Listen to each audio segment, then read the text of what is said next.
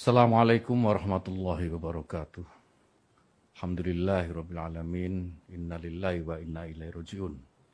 Bapak Ibu sekalian, ketika pertama kali saya mendapatkan berita bahwa saya harus menerima amanah sebagai salah satu pembantu Bapak Presiden dan Wakil Presiden di kabinet ini sebagai Menteri Agama, tentu yang saya rasakan adalah kaget. Karena dalam mimpi yang paling liar saya tidak pernah membayangkan menjadi Menteri Agama. Tetapi apapun tugas amanah yang sudah diberikan ini, saya sudah bertekad untuk mewakafkan seluruh hidup dan apa yang saya miliki untuk bangsa negara. Dan kebetulan sekarang mendapatkan kesempatan melalui Kementerian Agama. Saya akan melakukan apa yang paling baik untuk bangsa dan negara ini. Yang berikutnya yang saya harus sampaikan adalah bahwa setelah nanti resmi menjadi Menteri Agama, yang pertama ingin saya lakukan adalah bagaimana menjadikan agama itu sebagai inspirasi, bukan aspirasi.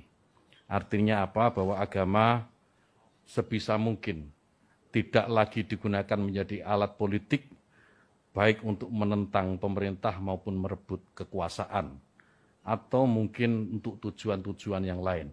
Agama biar menjadi inspirasi dan biarkan agama itu membawa nilai-nilai kebaikan, nilai-nilai kedamaian dalam kehidupan berbangsa dan bernegara. Kemudian yang kedua tentu tugas yang tidak mudah, yaitu bagaimana bisa meningkatkan yang pertama adalah ukhuwah Islamiyah. Kenapa ukhuwah Islamiyah? Karena kita tahu bahwa mayoritas warga negara ini adalah pemeluk agama Islam.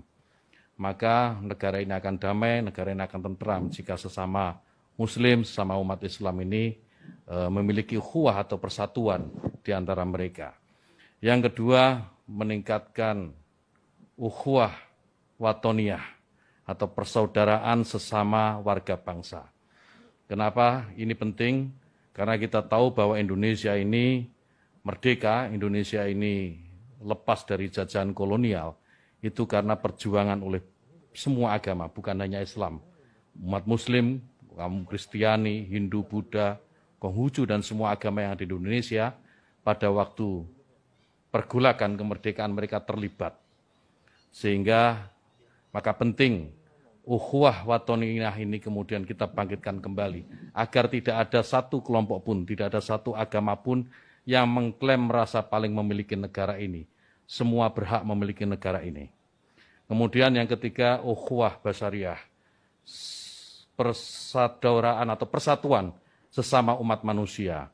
Saya sering mengutip dalam beberapa kesempatan apa yang disampaikan sahabat Nabi, sahabat Ali karamallahu wajhah, bahwa mereka yang tidak saudara dalam iman adalah saudara dalam kemanusiaan. Ini saya kira penting untuk menjadi kesadaran bagi seluruh warga bangsa ini. Jika ini dilakukan, maka saya meyakini ke depan Indonesia ini akan jauh lebih tentram dan pembangunan yang tadi sudah disampaikan oleh beberapa calon menteri tadi, itu akan lebih mudah untuk diwujudkan.